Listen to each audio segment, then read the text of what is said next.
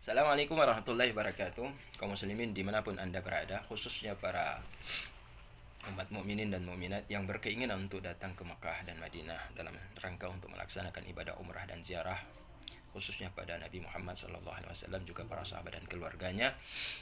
Kita kemarin sudah membicarakan tentang ziarah ke yaitu Raudhah, yang di sampingnya juga kita ziarah sekaligus ke makam Nabi dan sahabat Abu Bakar dan Umar, khalifah yang kedua, pertama dan kedua. Dan kita ke Baqi juga, di situ ada khalifah yang ketiga yaitu Utsman bin Affan radhiyallahu anhu, dan dalamnya ada kubur Sayyidina, ada kubur Imam Malik, kemudian ada kubur Imam Nafi, ada kubur para tabi'in, dan ada kubur para keluarga Nabi yang tercinta seperti Aisyah, kemudian ada Hafsah, kemudian ada Ummu Kalsum, ada Ummu Salamah ya, putri-putrinya seperti Ummul Kalsum, Zainab, Fatimah tuh, dan ada Ibrahim, dan juga ada Ibrahim Abdullah, kecuali Qasim dimakamkan di Mekah.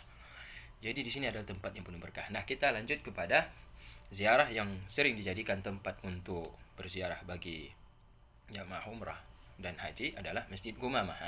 Jadi Masjid Gumamah ini, bagaimana latar belakang pendirian Masjid Gumamah?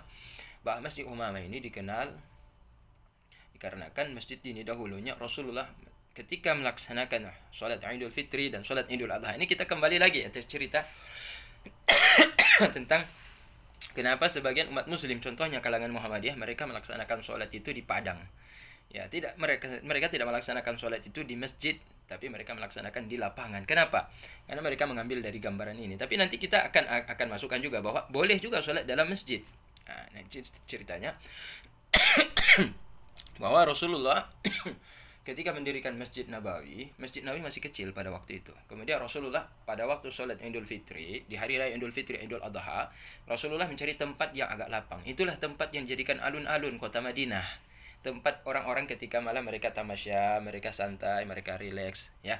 Alun-alun itu.